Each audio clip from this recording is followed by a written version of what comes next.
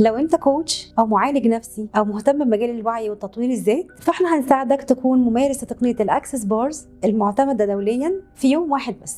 تقدر بعده تطبق التقنية دي على نفسك وعلى القريبين منك، وتشوفوا التشتت والفوضى والتوتر بيروحوا، واخيرا تحسوا بالهدوء. زي بالظبط جهاز كمبيوتر تقيل من كتر الملفات وانت جيت دوست ديليت. والاهم من ده انك تقدر تستخدم التقنية دي وتشتغل بيها على كلاينتس وتحقق بيها دخل مادي. أنا دعاء صلاح، أكسس بارز فاسيليتيتور وبراكتيشنر، لايف كوتش وإيموشنال ثيرابيست. بدرب على تقنية الأكسس بارز من أكتر من 2 سنين. ساعدت فيهم كتير من عملائي إنهم يكونوا ممارسين شاطرين ويبنوا شغل وكارير ويزودوا أدواتهم، وكمان يرتقوا بوعيهم أكتر، زي دكتور سناء، دكتور سحر، كوتش شيماء، كوتش أماني، وكوتش سمر، وكوتش هدى. وكمان عملاء تحت سن 16 حضروا الكورس وبدأوا يتبادلوا الجلسات مع ذويهم، وده فرق معاهم جدا في تركيزهم وفي دراستهم كمان، وفرق كمان على مستوى وعيهم بذاتهم من وهم صغيرين. لو ده كل اللي انت محتاج تسمعه، فكمان شوية هيظهر زرار تحت الفيديو ده علشان تقدر تدوس عليه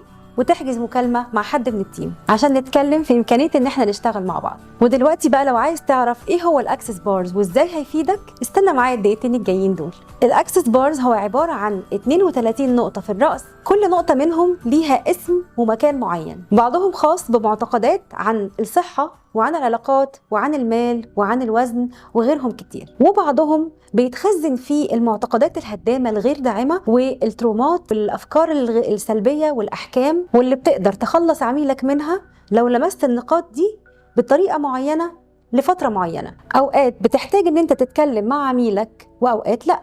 والجميل في التقنية دي إنك فعلا تقدر تساعد عميلك من غير ما يحكي. أيوة، تقدر تساعده حتى لو ما قالش ولا كلمة. ومش هتكلم عن أهمية الموضوع ده. الأفكار السلبية والمعتقدات اللي مش بتخدم صاحبها بتخليه ياخد قرارات غلط، أو الأتقل من الجبل إنه ما يقدرش ياخد قرارات أصلا بسبب التشتت اللي بيكون موجود فيه، وبالتالي الحياة بتبقى صعبة ومليانة تحديات. ماذا لو تخلص من كل ده؟ سهولة، يسر، وضوح، وسلام، وقرارات كتير متأجلة أخيراً اتخذت. أنماط وأحكام سلبية موجودة في العلاقات أخيراً بتتمسح. حالة نفسية أحسن وبالتالي حالة جسدية أحسن. بعض العملاء بتوعي لما جربوا الشعور ده قالوا لي إنه كأن في حد كاتم على نفسنا وسابنا. مفيش أرق، مفيش توتر، مفيش قلق، مفيش تفكير زايد، ومفيش بيرن أوت. سنة 2017 دكتور تيري هوب عمل دراسة على تأثير الأكسس بارز على القلق والاكتئاب.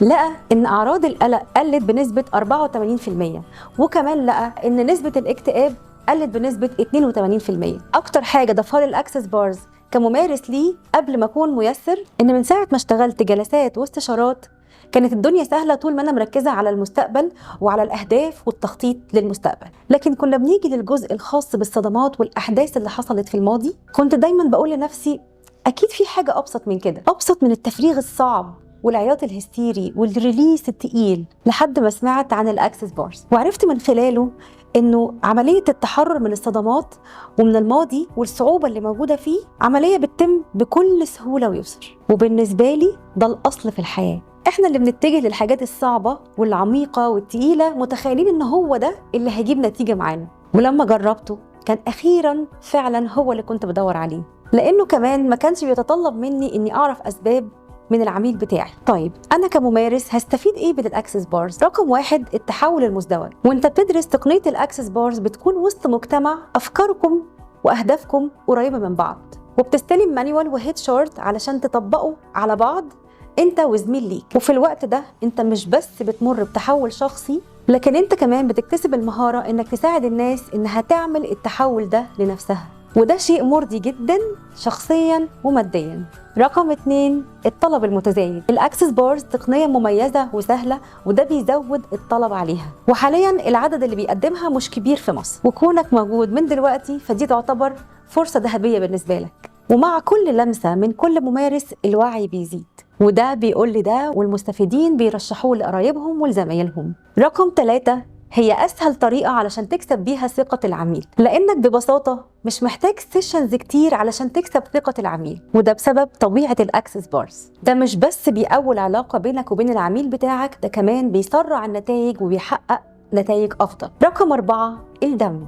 الأكسس بارز تقدر تدمجه بسهولة مع باقي أدواتك، فتقدر تنوع من مهاراتك وتتميز وتساعد أكبر عدد من الناس، وما يفرقش معاك لا شغل على الماضي ولا شغل على الحاضر. رقم 5، إنك بعد ما بتدرس الأكسس بارز 3 مرات مع 3 مدربين مختلفين هتقدر تكون أكسس بارز فاسيليتيتور وتدرسها لناس تانيين، وده طبعا هيعود عليك بإنه يكون دخل إضافي أكبر. آخر حاجة، علشان أنا أدي كل ممارس وقته في إنه يتعلم ويتدرب ويعرف النقاط بشكل سليم ويطبق على نفسه وعلى زميل ليه، فأنا باخد عدد قليل علشان أكون مركزة مع الكل. فلو أنت مهتم إننا نشتغل مع بعض، احجز مكالمتك دلوقتي.